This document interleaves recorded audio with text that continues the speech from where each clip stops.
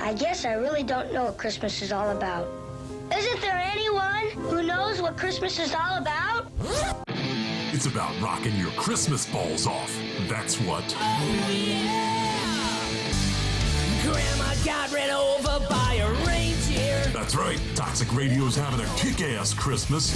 Frosty the Snowman. All the way from Thanksgiving till the fat guy breaks into your house. A Christmas tree, oh Christmas tree, with all the trees most of. And we won't be just playing the same old songs over and over and over and over and over and over. Yeah, we got it. Enough already. As I was saying, listen to Toxic Radio all season for the hardest rocking Christmas tunes anywhere. We'll rock that elf right the hell off your shelf. Hey, what the hell? Don't play your Christmas tunes safe. Play them toxic. Got an idea for a podcast and think you have the talent to make it a reality? Already have a podcast, but been thinking you could take it up a notch, but you're just not sure how to do it? Well, Toxic Entertainment has everything you need to go from podcasting to podcasting. Bring us your talent, your passion, and your best ideas. We'll bring to the table our state-of-the-art technology and comfortable facility, creative and professional staff dedicated to bringing your ideas to life, competitively priced packages to suit your goals and budget, and over 10 years of experience as a leader in the podcasting field. Toxic Entertainment offers quality and affordability that can't be beat. When you're ready to start your journey, Toxic Entertainment is here to help you reach your destination. Learn more at toxicentertainment.net or call 888-66-TOXIC to arrange a studio tour. That's 888-66-86942. Toxic Entertainment, where creativity meets passion.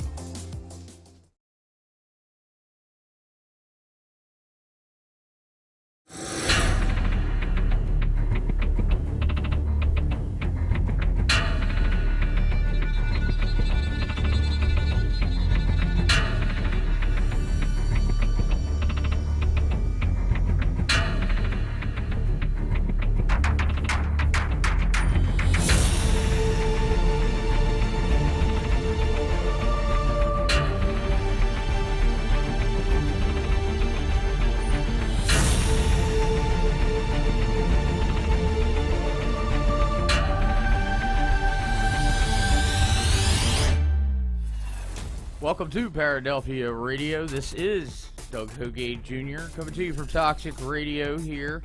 And I always want to say West Deptford because I'm used to that. We're not here anymore. I guess we're in a whole different area. Is this Clementon now, or we're somewhere in South Jersey? But anyway, welcome back to another episode, Paradelphia. And, once again, I am taking the captain chair for our good buddy Rick, who is out still on medical leave, we'll say. But, hoping he'll be back here soon. But I am joined by the ghost of Christmas past for everybody. Not so much me, because I have to deal with it every time I go home. But we're welcomed back by Melly, who hasn't been here in, 10 years? Yeah, it's been a while. See, I had to beg her to come because last week I started talking to myself and then started talking to Mike, I was just like, you got to come in and do something. So after pleading and everything, here she is. But hey, speak of that, there he is. All right. So, but yeah, so here we are. Obviously, we're about, 2 weeks away from Christmas, and I don't even know. Unfortunately, I'm a little hazy on the other holidays that are getting ready to come up. But that's going to be our topic tonight, is we're going to be discussing that, kind of like our holiday edition type of Paradelphia, because I feel like just 2 weeks ago it was January, and we just got done all of this, and now we're back here. Well, we'll be January in a month, but that's still. the case, because it's just going to keep hopping to January, and I'll just be another year older that quick.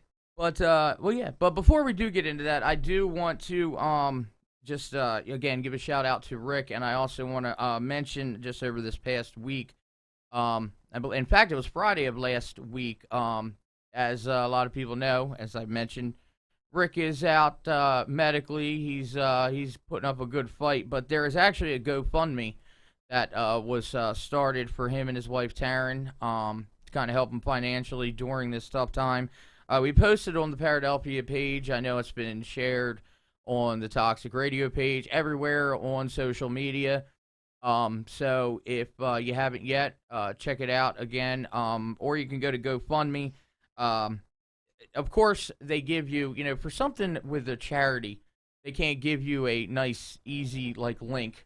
They got to give you, weird numbers. It's GoFundMe.me, or I'm sorry, it's GoFund.me. Oh, and Mike has it up on our Facebook right there, so you can donate and share it there. But yeah, it's better to go there to share it than me tell you it's /FDA1079C. Because, yeah, it's a lot to remember. So I say, why can't they just give it donate to Rick kind of thing, But anyway, so, but definitely check that out. And as always, we're rooting for Rick to come here quicker because half the time I'm sitting off to the side, and now where I'm trying to take things over. I am damn ready to see him in that chair. Oh, no doubt. It's my first time in the studio, by the way. Yes, that's right. Yeah, we walk in and Mike got Kudos the to praise Mike. and everything, but she hasn't been here yet. Where's that Mike introduction at when we need it? Oh, you're talking about the one he did last where's that week, Mike? where he had all the women going, Right. "Oh, Mike, oh, jeez." I'm Michael. Michael's great. I like Michael. This is Michael. Michael. Mike. Michael. Michael. Michael. Michael. Michael.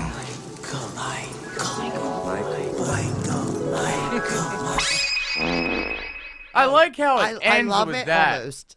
No, but how many people did you pay to make your name, or did you just go to random people at the grocery store and say, "Can you just say Michael in the weirdest ways you can?" That was actually a creation of our own David Ayers, who okay. is the host of Bleeding Edge on Saturday nights and commercial and voiceover extraordinaire. I didn't even know he was making that, and That's he just one day was like, "Hey, check what I made you," and I was love like, it. "Oh, that's creepy." I mean, it kind of reminds me. We were actually, Melanie and I, we were talking about this the other night. I remember when I used to have my iPad and I had the soundboard and I took Rick's voice, and even when he wasn't here, I could make him here because I clipped everything. Yeah. If you can find a device to do that, we still have the I- aux cord out there on the table. Oh, I'll my find it. gosh. I'm going to find it because You have to. Because I mean, there were so many things that I've done. I think Many jokes I he took played. I took the beginning of Scream, where Drew Barrymore was on the phone, and instead of the killer's voice, I used Rick's voice and sent it to him. But the best one year was when he had trouble with the cable company, Oh my god. and then I used this prank dial site, Rude. and I had a cable customer service rep call him talking about, "Oh, we have some purchases of adult movies and whatnot," So and it went rude. for 10 minutes. He's like, no," and it, yeah, I put him through some abuse over the years, I guess, but nothing but love. So, Rude. Rude. but anyway, so yeah, as I said, go on the our social media, Paradelphia Toxic Radio.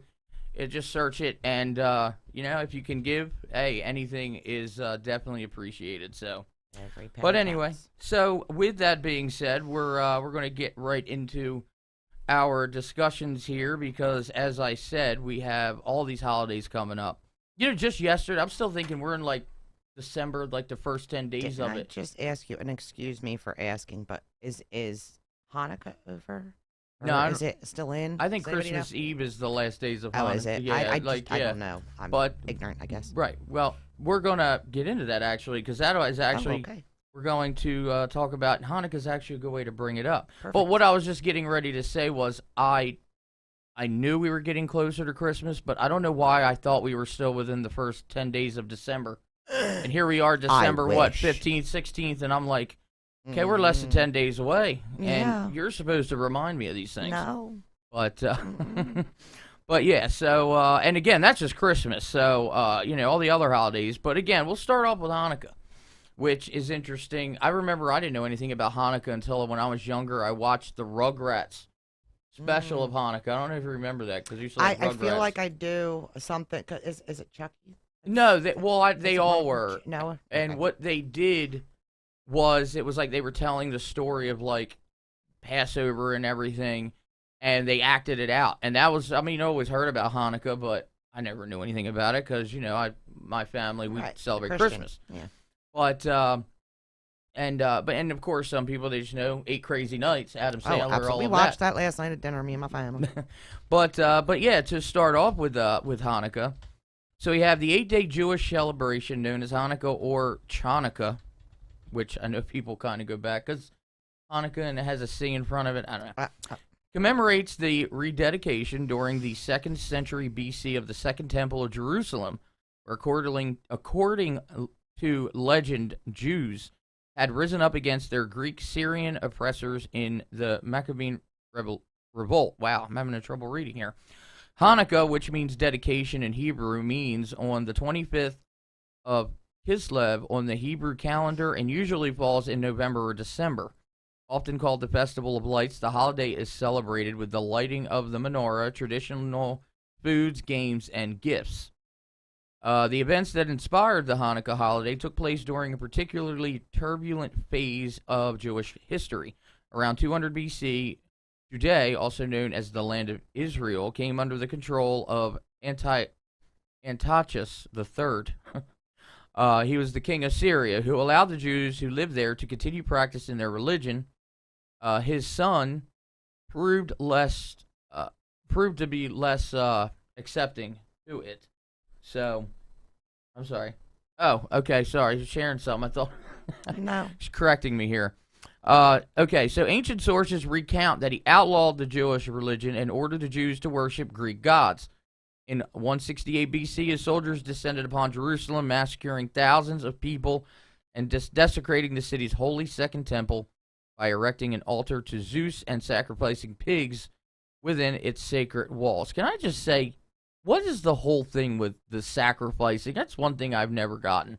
I know you're sacrificing to the gods and all this, but anyway, just everybody is always wanting to, like, kill in the name of a god, but I thought you weren't supposed to kill. That makes sense? That's right. You get kind of. I'm sorry. I just have to say that my kids tuned in, so I'm excited. Sorry. All right, Oh, leave it okay. alone. There's Thank nothing you. wrong with that. I'm done oh, with no, it no, now. no. You're fine. Nothing I'm paying wrong with attention that. again. But I know they heard me. Well, exactly. Shout out to Colette and Gavin. Hey. Hey. So led by the go back. Led by the Jewish priest Matthias and his 5 sons, a large-scale rebellion broke out against Antiochus. I guess that's how you say it. And the monarchy. When Matthias died in 166 BC, his son Judah, known as the Hammer. Wow, he had a nickname. Sounds like a wrestling name. He took the helm. Within 2 years, the Jews had successfully driven the Syrians out of Jerusalem, relying largely on guerrilla warfare tactics. Judah called on his followers to cleanse the Second Temple, rebuild its altar, and light its menorah. Whose 7 branches represented knowledge and creation and were meant to be kept burning every night. So that's kind of, I mean, it goes into a lot, obviously, much like every holiday does. Way off topic. Okay. That I don't like the name of the big candle thing. The menorah? It just. I mean, why? It sounds like. Well, Menorah. Well, okay, I get it. Mike. See, Menorah. Okay, somebody felt Menorah. that. No disrespect to no, people. No, who not at all. celebrate. God, no. But no, I mean, because I just don't like the name of it because one day I was trying to think about it. And it was like last week sometime. And I was like, wait, menorah. I was like, wait, that can't be it. So if somebody did like word association with you and they're like, right, menorah. Exactly. Cow Mike, shit. thank you.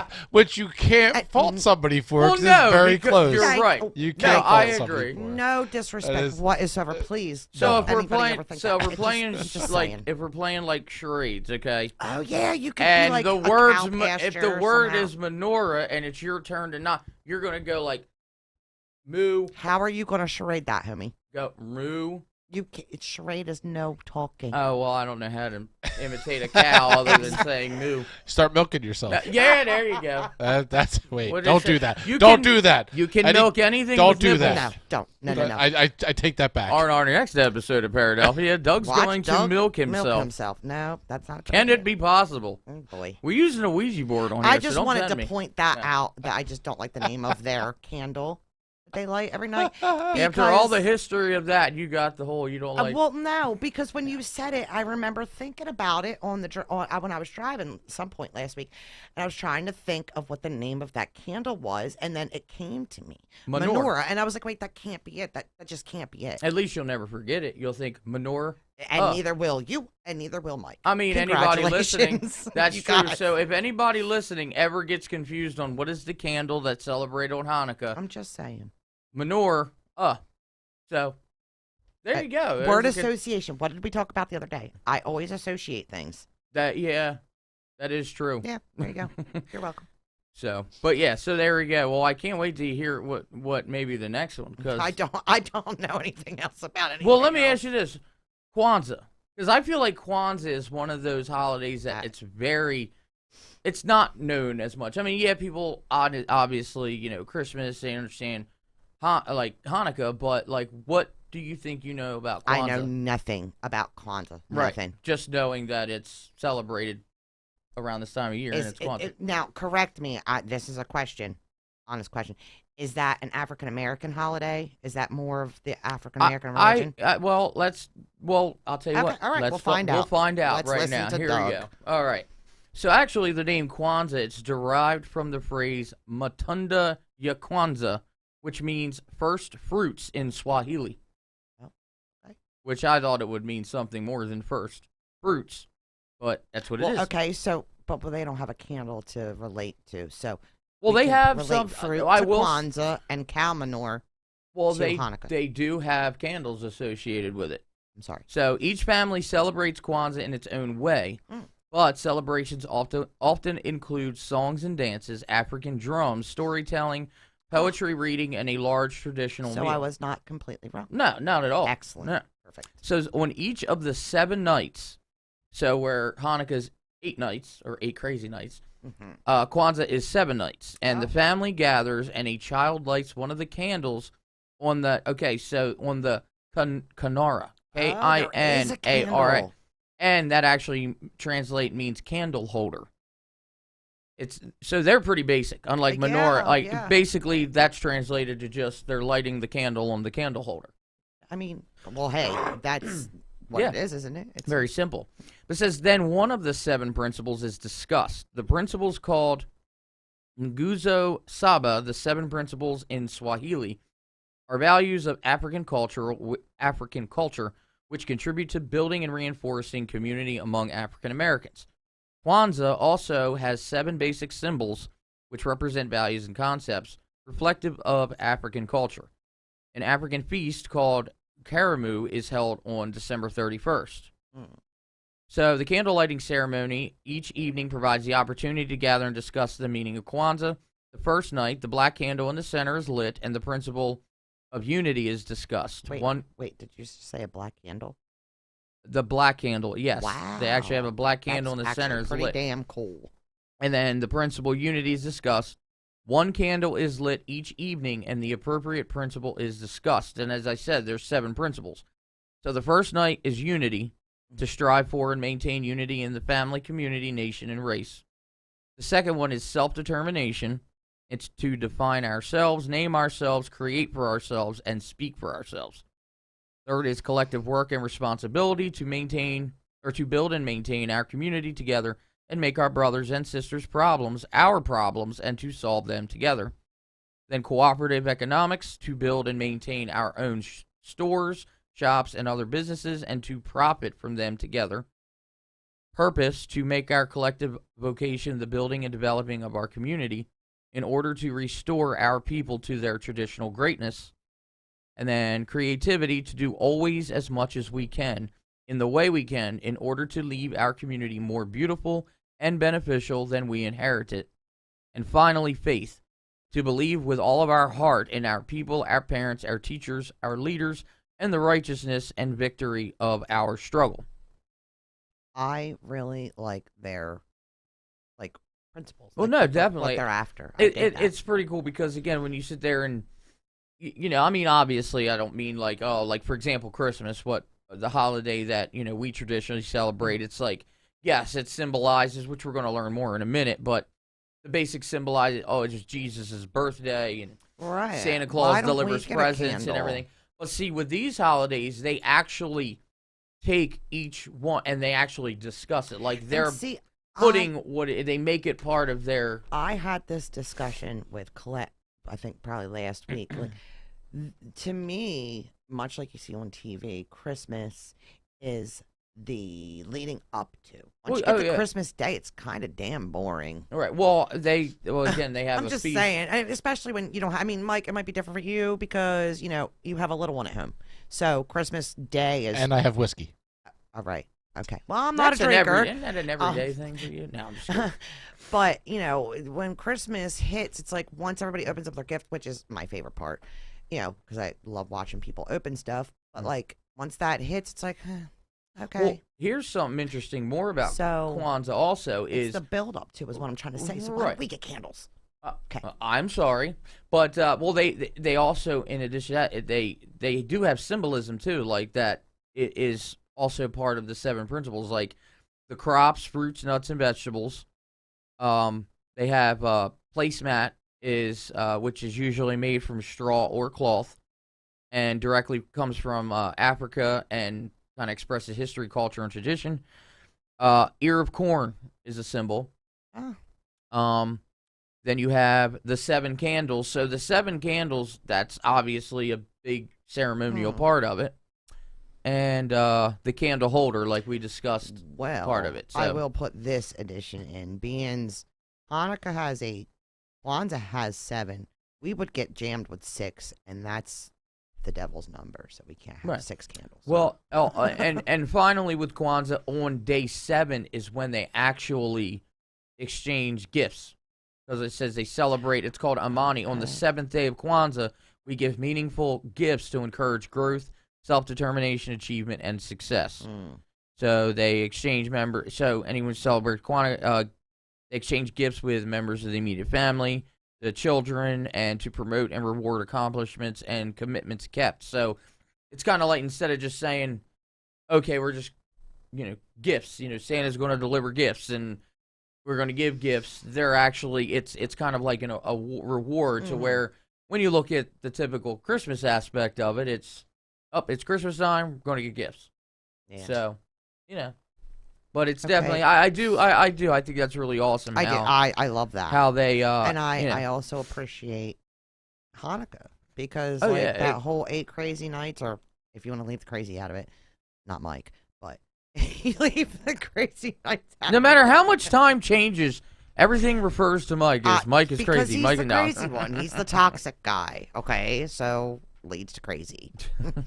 But yeah, like I find that badass because everybody gets a much extended holiday, right? And we get one Whopper, and they're taking. But see, like I said, they're taking that time to really focus and teach, especially like kids and everything, what the meaning of it is. Not just it's December, put up a Christmas tree or whatever the case is. It's like, okay, this is the first night is this, so here's what this means. Yes, and I really appreciate that. Right. I do. I think, not that I would ever, obviously change my religion out of the blue just because of their tradition, but like, it's just more meaningful to me. Right. Well, point blank. Now, of course, this takes us into the history of Christmas, which again is the more, in a sense, known holiday around this time of year, which is obviously, I believe, the more celebrated, of course. Which I do want to get into something after I get into this with the whole thing. So, of course, Christmas is celebrated on December 25th, as we know, and is both a sacred religious holiday and a worldwide cultural and commercial phenomenon, which that was someone to say. Hit the nail on the head. Yes, Christmas is the biggest. I mean, again, you go into all the stores, you see on TV, it's all Christmas, Christmas. I mean, you do see little bits here and there of Hanukkah or Kwanzaa, but everything's Christmas. That's it. Says for 2 millennia, people around the world have been observing it with traditions and practices that are both religious in nature and secular in nature. Christians celebrate Christmas Day as the anniversary of the birth of Jesus of Nazareth, a spiritual leader whose teachings form the basis of their religion. Popular customs include exchanging gifts, decorating Christmas trees, attending church, sharing meals with family and friends, and, of course, waiting for Santa Claus to arrive.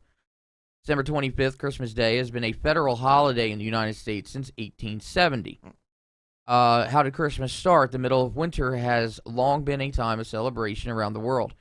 Centuries before the arrival of the man called Jesus, early Europeans celebrated light, and birth in the darkest days of winter. Many peoples rejoiced during the winter solstice when the worst of the winter was behind them and they could look forward to longer days and extended hours of sunlight.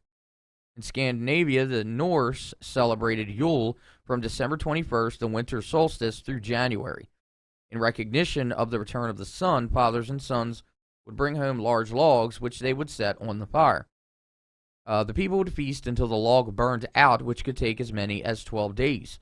The Norse believed that each spark from the fire represented a new pig or calf that would be born during the coming year. The end of December was a perfect time of celebration in most areas of Europe. At the time of the year, most cattle were slaughtered, so they would not have to be fed during the winter. For many, it was the only time of the year when they had a supply of fresh meat. In addition, most wine and beer made during the year was finally fermented and ready for drinking. And now we know why everybody drinks so much during the holiday. Well, of course. I mean, that's the time of the year when it's like, is it ready yet? Is it ready yet? Let's get hammered. And then in Rome, where winters were not as harsh as those in the far north, Saturnalia, a holiday in honor of Saturn, the god of agriculture, was celebrated. Beginning in the week leading up to the winter solstice and continuing for a full month, it was a Hellenistic time when food and drink were plentiful, and the normal Roman social order was turned upside down. For a month, enslaved people were given temporary freedom and treated as equals. Business and schools were closed so that everyone could participate in the holiday's festivities. Also around the time of the winter solstice, Romans observed Juvenalia, a feast honoring the children of Rome. In addition, members of the upper classes often celebrated the birth of Mithra, the god of the unconquerable sun, on December 25th. It was believed that Mithra, an infant god, was born of a rock. For some Romans, Mithra's birthday was the most sacred day of the year. And then, of course, it goes on, but this is the last piece of information, because much like any other holiday, I mean, there's so much to it. But did you know there was a time when Christmas was canceled? Horrible. Well, in the early 17th century, a wave of religious reform changed the way Christmas was celebrated in Europe. When Oliver Cromwell and his Puritan forces took over England in 1645, they vowed to rid England of the decadence and, as part of their effort, canceled Christmas. By popular demand, Charles II was restored to the throne, and with him came the return of the popular holiday. The Pilgrims, English separatists that came to America in 1620 were even more orthodox in their Puritan beliefs than Cromwell. As a result, Christmas was not a holiday in early America. From 1659 to 1681, the celebration of Christmas was actually outlawed in Boston. Anyone exhibiting the Christmas spirit was fined 5 shillings. That's horrible. By contrast, in the Jamestown settlement, Captain John Smith reported that Christmas was enjoyed by all and passed without incident. Let's see, there's so much controversy about all, with the whole John Smith and everything. So, it says after the American Revolution, English customs fell out of favor, including Christmas. In fact, Christmas wasn't declared a federal holiday until June 26th of 1870. So, so at the time, Christmas was illegal here in America. That's disgusting. I mean, in Boston, 5 shillings if you... In Boston, that's so random. In Boston, like, you got to think. I mean, during that time period, that's where it all was, and so again, like I mentioned before, that one thing with Christmas is, I remember years ago, I actually I knew and worked with someone. There were actually two guys who they were both atheists, and they both used to debate all the time, right around the time Christmas would come, because you had one guy who, celebrated Christmas, did the whole thing, right. Then you had the other guy who was atheist who, he had kids, and he says, we're atheists, we don't believe in Jesus or anything like that, or God. Christmas what they would do is they would give just because, their kids or his kids and whatnot, give them a gift. Yeah. but like they didn't celebrate it, and they used to. I remember they used to get into so much arguments. That's wild. So many arguments because it was like, how can you sit there and say you're only going with the whole, propaganda part Because of it. You're of the just commercialism. right. You're just celebrating it because of the gifts and Like you're you said, wanting things commercialism. right. Because if you take Christmas, that again on the religious. I mean, there's so many meanings to it, but the main point of view is, oh, it's the birth of Jesus. Even though technically the argument there is it's not really the birth. No, it's not. It's in January. Yes, it is. And but again, Meaning he is Capricorn. Just putting it out there. oh yeah, Capricorn. But much like anything else, when you take something like that of religion and you go and you add it into it, it's even some Don't you know you Christmas- don't talk about religion or politics? Point blank. Period. Yeah, but when you get around Christmas time, you still don't do it. Don't do it. yeah, yeah. I mean, yeah, Because you it's go to like, church, obviously. you go to midnight mass. Obviously, people do love- that. I will say but- that I'm not a church goer. I believe yes, but I love Christmas Eve Yeah, you're- midnight mass. you're It is saying the it, most moving, touching thing. I'm telling you, I love it. Anyway. Well, I remember. Well, yeah, because you had asked me the other night because I know since we've been together, we haven't done In it. fact, on my ride here, I was going to say that once again that I wanted to go to midnight mass. Right. Well, when I was growing up, because we always went to a Baptist church, and on Christmas Eve, I remember we would all go to. It was just a regular church service for like an hour. I mean, we weren't the family that went to church every Right. Sunday. We would go on certain occasions or whatnot. But I remember we would go to Christmas Eve service at the church that we went to, and it only lasted like an hour. They did the candle thing and whatnot.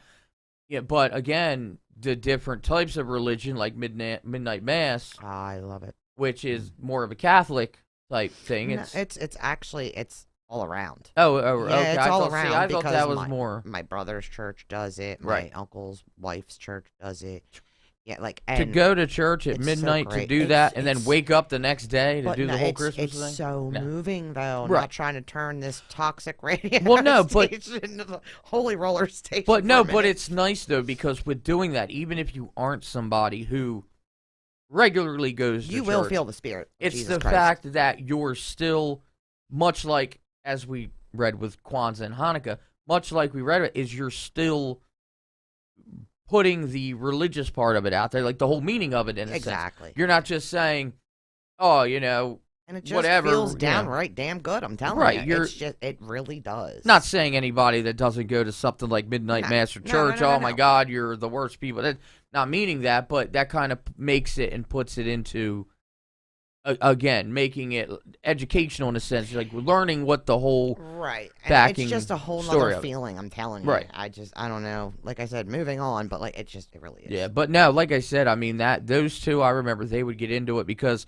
the one guy who did do the Christmas thing, like his argument was like oh well, we still celebrate with family, it's a togetherness type thing.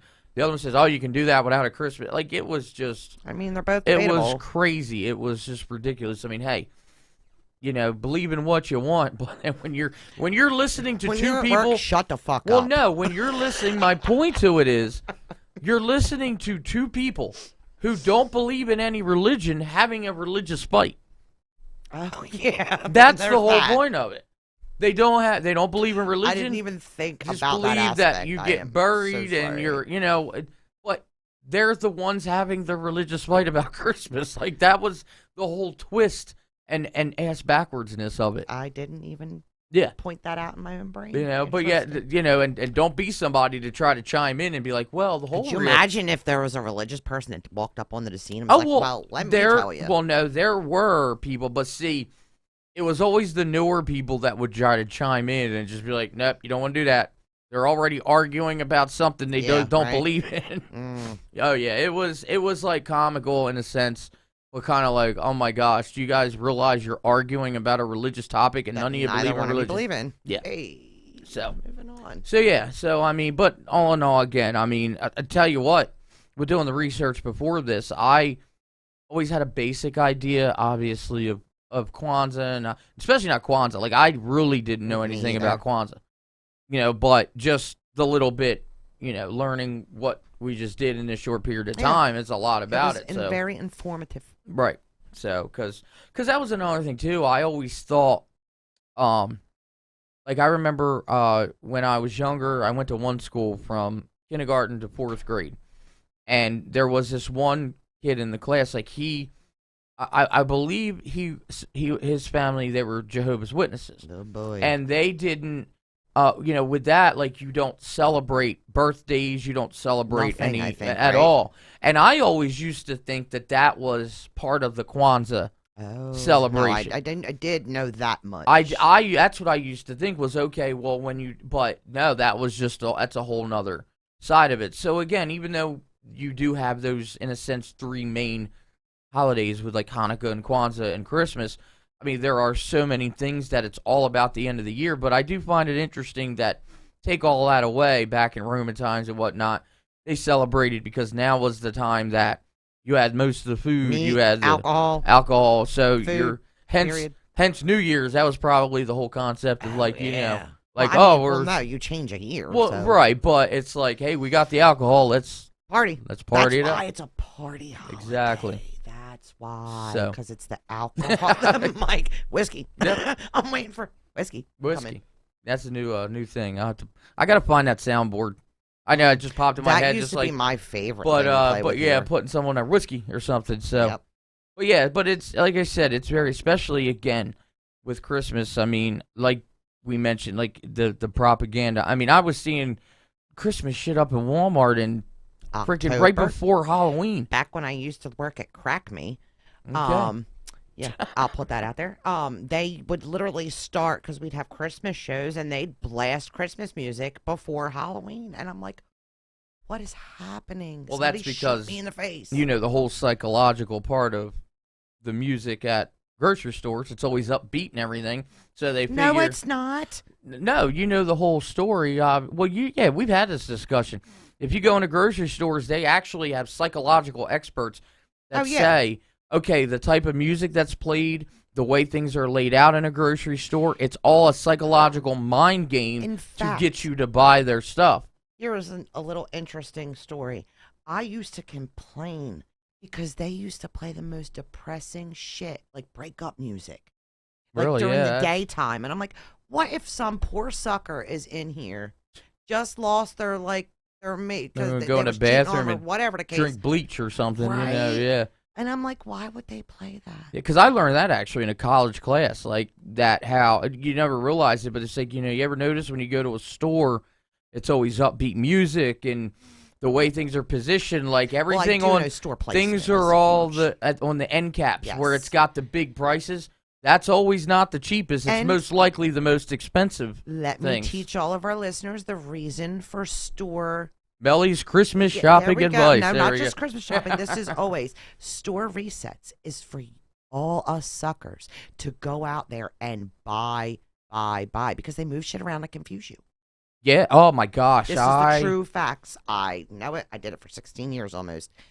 Store resets are to confuse the consumer. So basically, when you go into a store and you're used to that store, so you go to that area, but then you realize this isn't what I want. It's not there anymore. But it's something else. Thinking, oh wait, what is this? Right, because it moves you all the way, and most times, 9 times out of 10, it's not even going to be near where it used to be.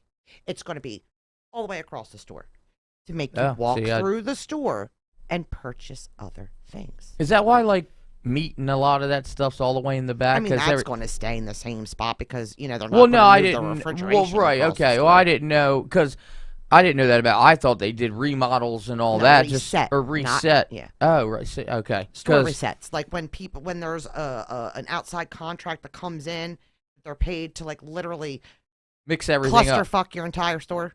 Like basically, okay, we're gonna put the cereal in aisle 1, and we're gonna put the milk. Yeah. It's to make you walk through the store. It sounds to me like it pisses people off more than anything else. And it does. Because it really, really does. Anytime you go into a store like that, all you hear is like people complaining because you want to go in, get your stuff. I mean, and then those poor deli workers end up having to tell you and have to figure out the whole entire store to be able to tell that customer where it is they moved the shit to. Oh, they don't even educate the workers on where it's pretty much. Oh, so if you're used to saying, oh, go to aisle 5, but now it's a 2, you just look like an idiot. You know what the best thing they do? They give you a paper at the front and front desk that has select items on the paper Like main for the customer right to read and be like, oh, well, they did it over here. But it's still making your dumb ass walk through the store, ain't it? Well, that's much like, I mean, I don't know if it has, I mean, I know Black Friday's nothing but a big commercialized type thing where they drop prices, but see, where they drop, well, I'll tell you what, is it me and anybody listening, if you want to comment on this, did anyone notice that Black Friday was nothing this past year? Like, of course not. In fact, we actually, Black Friday, we had went, and we weren't even planning on buying anything, but we came across a couple who literally drove from Virginia to get a 40-inch television that was marked from like $300, $400 down to, what, 128. Well, they told us about it, and they said you had to do it online, so I'm like, okay, I'm right there in the aisle and do it. They said, okay, you come back later that day and pick it up at 3. Yeah. So I'm actually on my way there to go pick it up, and I get a notification saying, oh, it's not available, we'll let you know when it is. Then all of a sudden, about an hour later, I get a notification saying, we refunded your money because we're out of stock. I wonder if that's a ploy. But still make the consumer come to the store and walk around the store and just buy something else. You just took the words out of my mouth thinking, what if they still did that and they refund the money thinking, well, you are in the mindset of getting a TV. Because I actually, a couple days later, I was waiting in customer service and there were people in front of me trying to return a TV. So they were trying to return a TV and they were mad because they wanted the refund that the TV was listed for, and they bought it on Black Friday. Prices. And I think they thought that they were going to get that money back. I kid you not, I was overhearing. It was amazing. So anyway, it all just causes chaos, no matter what. Nothing's easy. Gotta love the holidays. Because again, one last thing, I always wondered what's the point in resetting all that stuff anyway if you're used to it. But anyway, so yeah, next time you're all shopping, think of that. Reset your store, go curse at them. They want your money, and they want to confuse you. So, all right. So, I'm going to get into the second part of our show, which actually, this was your idea here, Melly. Yes, it was. When I was trying to, come up with planning out a little episode here right before, the holidays, she mentioned, well, A Christmas Carol. Now, as we all know, Charles Dickens' A Christmas Carol, the story got the ghosts in it. It's the whole thing of like right up our alley. Exactly, it's paranormal. Ghosts so of how Christmas, could you not? Right? Ghosts of Christmas past, present, and future. So one thing that, of course, anything else, you not really knowing the origin of it. Like, what was Charles Dickens thinking when he wrote it? Like, was he really haunted? That's what I always thought. I just wanted to know what fueled his fire. That's right. I mean, I always kind of thought is it, did he have ghostly experiences and all of a sudden he just around Christmas time and came up with the idea? Well, did some research, found out the whole true story. So this is actually from a Time website, and it's the real reason that Charles Dickens wrote A Christmas Carol. It says, after a particularly bleak year, millions in the English-speaking world and beyond will seek some comfort by watching a converted miser in a nightshirt whipping about his light as a feather. Whoop, hallo, what's today, my fine fellow? Published in December of 1843, Charles Dickens' A Christmas Carol was an instant bestseller, followed by countless print, stage, and screen productions. Victorians called it a new gospel, and reading or watching it became a sacred ritual for many, without which the Christmas season cannot materialize. Would you ever notice, like, when it's my favorite Christmas movie. Right, well, when Christmas time does come, there's always those movies, even though you've seen them a million times, you just got to watch. Like, I know that's... Like The Grinch today. It was, like, my 10th time, I think. Right, it's like you just have to watch it. Absolutely. Like, like for me, like Home Alone's a classic. Elf, that's a more recent classic, obviously. Yeah. And Christmas Carol, of course, being one since the beginning of time. It says, but A Christmas Carol's seemingly timeless transcendence hides the fact that it was very much the product of a particular moment in history. Its author meaning to weigh in on wow, I can't read. I'm reading like my days doing Para News with Rick here. Oh, wow. Try again. So its author, Charles Dickens, meaning to weigh in on specific issues of the day. Dickens first conceived of his project as a pamphlet, which we planned on calling An Appeal to the Public of the People of England on behalf of the poor man's child. But in less than a week of thinking about it, he decided instead to embody his arguments in a story, which a main character of pitiable depth. So what might have been a polemic to Haran, I don't know why they got to use these big words on me, instead became a, okay, we'll say, so what might have been one story instead became a story of which audience is hungered. Dickens set out to write his pamphlet-turned-book in spring 1843, having just read government report on child labor in the United Kingdom.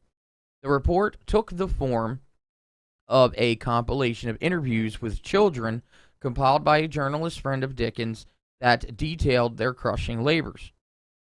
Dickens read the testimony of girls who sewed dresses for expanding market of middle-class consumers. They regularly worked 16 hours a day, 6 days a week, rooming like Martha Cratchit above the factory floor. He read of an 8-year-old children who dragged coal carts through tiny subterranean passages over a standard 11-hour workday.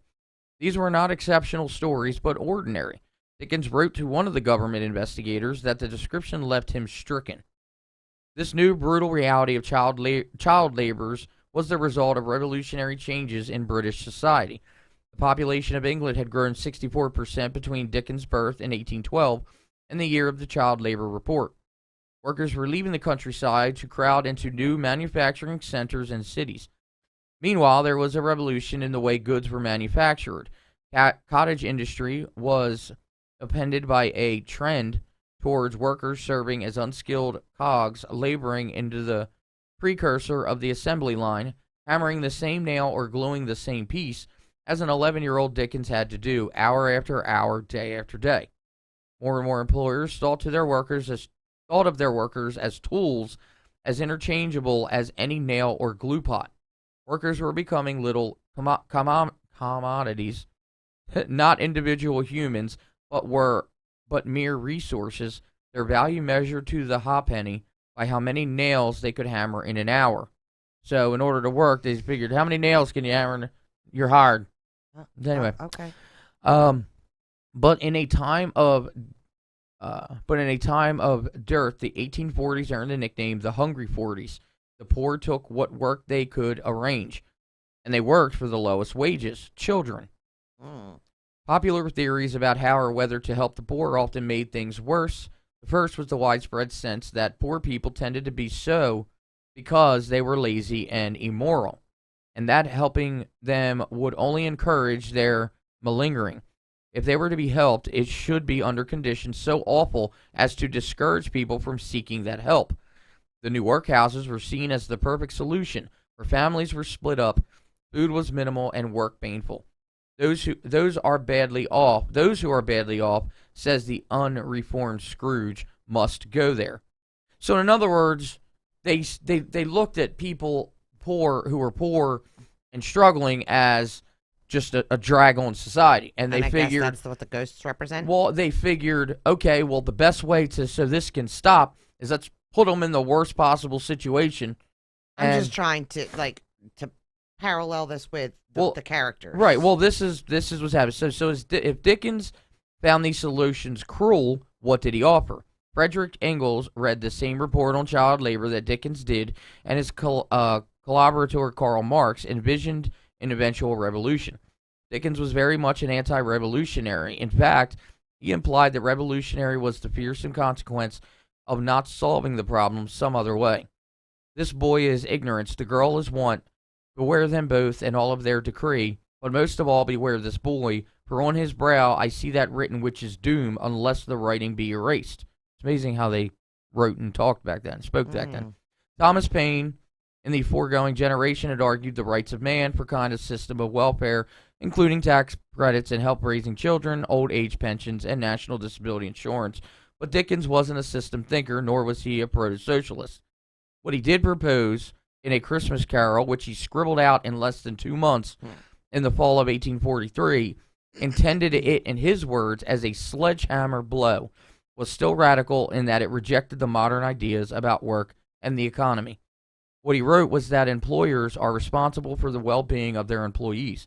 Their workers are not of value only to the extent to which they contribute to a product for the cheapest possible labor cost. They are of value as fellow passengers to the grave, in the words of Scrooge's nephew, and not another race of creatures bound on other journeys. Employers owe their employees as human beings no better but no worse than themselves. And yes, that might mean a prize turkey at Christmas. Dickens could not resist a description of food in sensuous detail. But the real salvage that Scrooge gives to the Cratchit family is a raise. As Scrooge and the ghost of Christmas past watch Tiny Tim, his father holding his lame hand, the miser pleads, say he will be spared. The ghost reminds readers of Scrooge's mouthiest quote, if he be like to die, he had better do it and decrease the surplus population.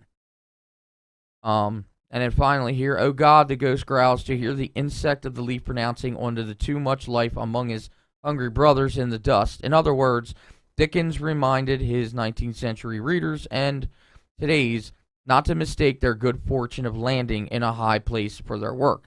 So going back a couple paragraphs, what you said about it, about the what the ghosts represent is they are more of like a neutral thing, like they've been through it in a sense, like they have. Owner says, road employers are responsible for their well-being. Here we go. Their value as fellow passengers to the grave, in the words of Scrooge's nephew, and not another race of creatures found on other journeys. So they kind of like were representing people who may have died or may have been a result of all of that, and they're trying to show him the way. So in a sense, well, then they are what they are in the movie then. Right, I mean, exactly, because you have to look at, I mean, no matter what example you saw of, you know, the movie Scrooge or Christmas Carol, whatever the case may be, is, you know, you sit there and think, much like I did, you thought, like, okay, it's just a story about ghosts. It all boils down to is he was, you know, anti-revolutionary. He was giving all of the rich, you know, shit for how they treated the poor. Right. So hence in that story, how Ebenezer Scrooge treated his, you know, his man. Yeah, like, and, you know, he was trying to get time off. Well, finally, when, you know, the Ghost of Christmas Present showed him what it was, well, of course, he says, oh, you know, he's better off dead in a sense because he's, you know, injured. But then after seeing everything and what he does affects it, kind of changed his mind with it. I mean, this was all a stab. It was like a political. Well, it was a political he did a damn good point, job. It's a good movie. and to make something like that turn into such a Christmas classic like it is, I would have never known any of that. Oh my gosh! I just realized something. You know how we always debate about what's a Christmas movie? Wait, that's me. What is my a Christmas? brother. Yeah. Anyway, Die Hard. I just realized that my whether favorite, that's a Christmas movie or not. My favorite Christmas movie has not a damn really bit thing to do with Christmas. If you really want to get down to brass taxes, because we always say a Christmas movie. Me and my mom and all of us were having a discussion. Well, we were talking about it too, right? Too. That, like, it's just kind of in the time frame of Christmas. Well, that's what yep, it's a Christmas movie. And that's what people do. Like, if they're, to me, a Christmas movie, if you're going to define a movie, it's got to say Santa. It has. Christmas. Well, no, it has to do with something. The plot, you know, the conflict that they're dealing with has to do with something of Christmas or the holiday, and the result of, you know, the conclusion of the whole thing has to be something to do with how a holiday is affected. Like, the holiday has to be the main kind of point of the story. Right, but what I'm saying is I just realized my favorite Christmas movie isn't really... I mean, it's affecting for a household or a few. Well, which one is it? What are you talking? Which one? My favorite Christmas movie is, I mean, I know I'm kind of... Well, Nightmare Before Christmas should go both ways, but yeah. But, like, it doesn't represent... Well, which one are you talking about? Christmas Carol. That is my favorite. Oh, right. Okay. Really? Or, you know. Well, no, you're absolutely right. If you look at it, A Christmas Carol is. And what is it? Its name's A Christmas Carol. It's called that's wow. You know what? That actually I never thought of. So, A Christmas Carol. It's called A Christmas Carol. Yes, Everybody's singing. It takes place at Christmas time. Right. But its main focus is Ebenezer Scrooge and how he making him treats people like realize. shit. Well, it's making him realize, like, this is how your past was. This is what you're doing now, and this is what's going to happen. Right. So that, in a sense, could happen, whether that time frame was Christmas or not. Right. Like I said, it just kind of So that's pretty interesting, actually. On Yeah. a household and one human being. It's not Right. anything to do with the past of But what then, Christmas means, or it Right. doesn't have to do with saving Santa or what created, right. whatever. Again, the symbolism of it, it's not, it's not really, again, the outcome of it. It could take place whether it's in the Right. middle of freaking March or But the funny part about April, all this but is it's I called complain A about it all Christmas the Carol. time. Right. Well, no, that's actually a good point because, again, I never, it really didn't dawn upon me, and we have this discussion all the time. If a movie just takes place around Christmas time, but it's about Like Die Hard. right, okay, so it took place at Christmas. It doesn't mean it's a Christmas movie. Right. Now, if he was fighting to save Santa Claus who was kidnapped by terrorists, or Christmas was canceled forever, that's a Christmas movie. Right. But or like if he was fighting to save the mall Santa. if there's a Christmas tree in the background during a scene, all of a sudden it doesn't mean it's Christmas tree. But that's 'Cause what's- Die Hard's What's take that? on that. There's one more. There is. Me What's and the Colette other and my mom movie talk that we were? about that, What's too. the other movie we were talking about? Not Die Hard. I can't. I'm gonna think about it after we go off And here. I know it's But- in the lineup too on the Right. Well, they all are. movies. So.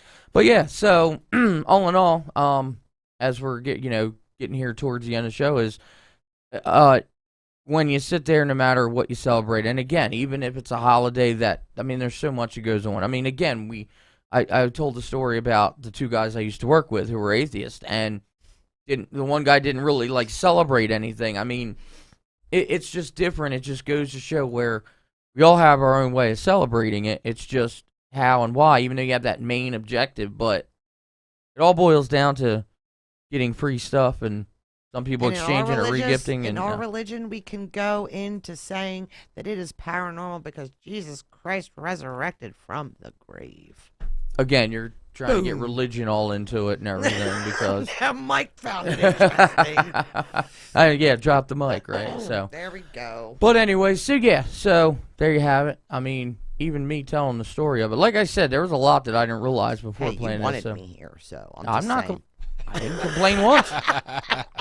I'm not complaining once about it. So, but anyway, so with that all being said, no matter what it is that you are doing this holiday season, whether it's Hanukkah, Kwanzaa, Christmas, no matter what it is, definitely have a happy, healthy one, and times the way they've been these past couple of years, it's definitely, and that's another thing too, as big as it is, because last year a lot of people had to be separated from family and all I that. had to stay in and But yeah, so with that being said, we are here trying to wrap it up here on Paradelphia, but I do want to remind everybody to, of course, check out Toxic Radio. They have the Christmas music going, the rock music. Didn't realize how much Love rock it. Christmas songs go on until I would listen to it. So, and of course, check us out on social media, Facebook, all that, Paradelphia and Toxic Radio.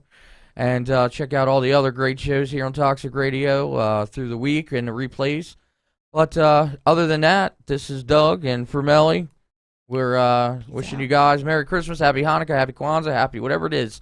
And this is Paradelphia. Good night. We're out of here.